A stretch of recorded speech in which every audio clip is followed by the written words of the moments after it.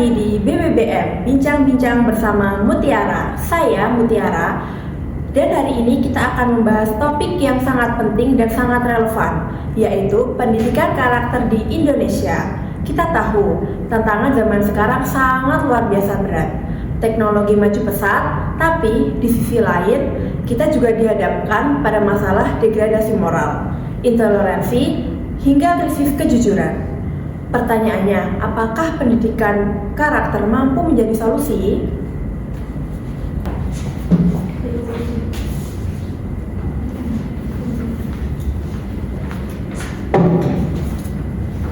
Nah, sudah hadir bersama kita 3 narasumber hebat yang akan siap berbagi pandangan bersama kita kali ini. Ada Kak Yohana, Kak Andini, dan Kak Akmal. Halo semuanya. Halo Mutiara. Nah, langsung saja. Saya ingin mulai dari dasar terlebih dahulu nih. Untuk Kak Akmal, kalau kita bicara tentang pendidikan karakter, sebenarnya bagaimana definisi pendidikan karakter menurut para ahli? Kalau kita lihat dari berbagai pandangan para ahli, pendidikan karakter itu intinya proses terencana dan sistematis untuk menanamkan nilai-nilai moral, etika, dan budi pekerti kepada peserta didik. Bukan sekadar pengetahuan di kepala saja, tetapi juga menyentuh hati, raga, rasa, kasa. Jadi tujuannya membentuk manusia itu seutuhnya. Begitu Kak Mutiara. Berarti bukan hanya mengajarkan ini baik, itu buruk ya Kak Akmal? Betul sekali. Misalnya, anak tahu bahwa jujur itu baik, tetapi pendidikan karakter memastikan mereka terbiasa jujur dalam kehidupan sehari-hari, entah di sekolah, di rumah, atau di lingkungan masyarakat. Jadi ini bukan teori di kelas, tetapi benar-benar pembentukan kebiasaan. Menarik sekali. Nah, baik Kak Yohana, kita sering dengar adanya 18 nilai karakter yang dicanangkan oleh pemerintah.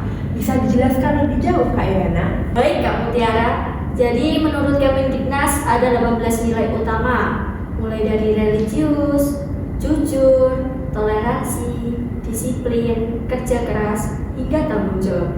Jadi nilai-nilai ini menjadi pedoman dasar bagaimana generasi muda seharusnya bersikap. Wah, banyak sekali ya 18 nilai. Kalau dilihat dari kondisi bangsa kita yang sekarang, mana menurut Anda yang paling penting untuk diperkuat?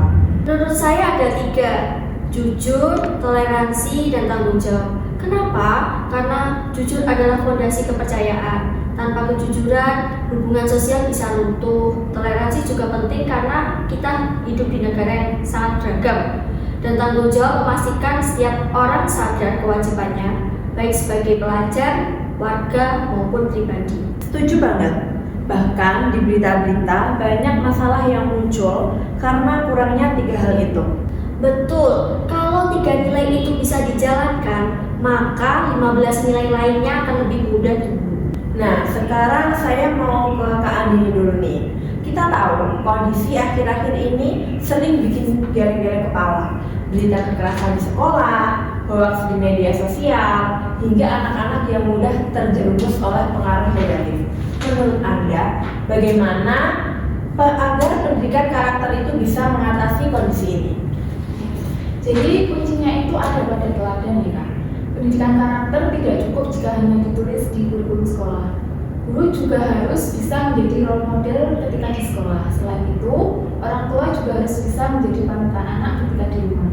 Anak-anak itu belajar dari contoh nyata, bukan hanya sekedar kata-kata saja. Oh, jadi semacam wall and talk? Ya, betul sekali. Misalnya, kalau kita ingin anak kita disiplin, guru juga harus datang tepat waktu. Atau jika ingin anak toleran, orang tua bisa memberikan contoh dengan menunjukkan sikap menghargai perbedaan di rumah. Selain itu, perlu kolaborasi antara sekolah, keluarga, dan masyarakat. Kalau hanya satu pihak yang bergerak, hasilnya tidak akan maksimal.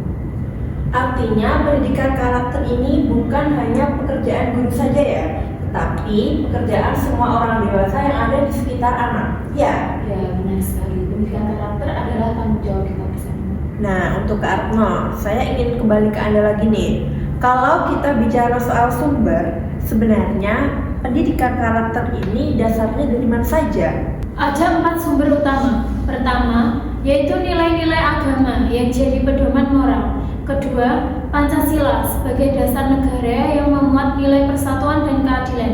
Ketiga, budaya bangsa yang kaya dengan kearifan lokal, misalnya gotong royong.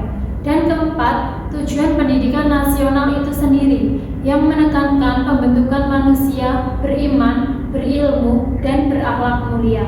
Jadi, sumbernya bukan hanya dari buku ya Kak, tapi juga dari jati diri bangsa itu sendiri.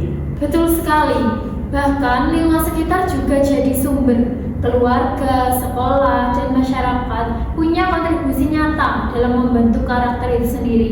Misalnya, anak yang tumbuh di lingkungan yang peduli sosial biasanya akan ikut terbiasa membantu orang lain.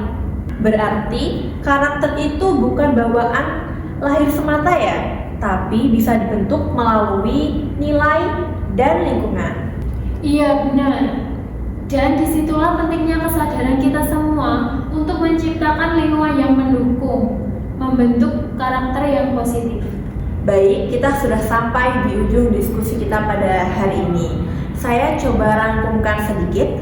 Pendidikan karakter adalah proses penting untuk menanamkan nilai moral, etika, dan budi pekerti.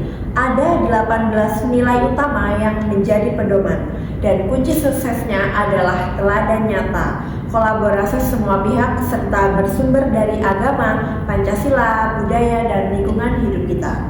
Saya ingin satu kalimat penutup dari masing-masing narasumber hebat kita pada hari ini. Kak Atno, silahkan. Bagi saya, pendidikan karakter adalah investasi jangka panjang. Kalau kita serius menanamkannya sekarang, bangsa ini akan mempunyai generasi yang siap menghadapi tantangan global dan jati diri yang kuat. Oke, terima kasih Kak Atno. Kak Andini, silahkan. Ya, kalau menurut saya pendidikan karakter itu harus dimulai dari teladan. Jadi jika kita ingin anak-anak memiliki karakter yang mulia, kita sebagai orang dewasa yang ada di sekitarnya harus menunjukkan karakter tersebut. Oke, bagus sekali. Terima kasih. Kak Ivana, silahkan. Menurut saya nilai karakter itu jangan hanya dihafalkan saja, tapi harus dihidupkan dalam keseharian. Mulai dari hal kecil seperti jujur pada diri sendiri hingga hal besar seperti cinta tanah air. Oke, setuju banget. Terima kasih untuk Kak Atno, Kak Ivana, dan Kak Andini atas insight yang luar biasa pada pagi hari ini.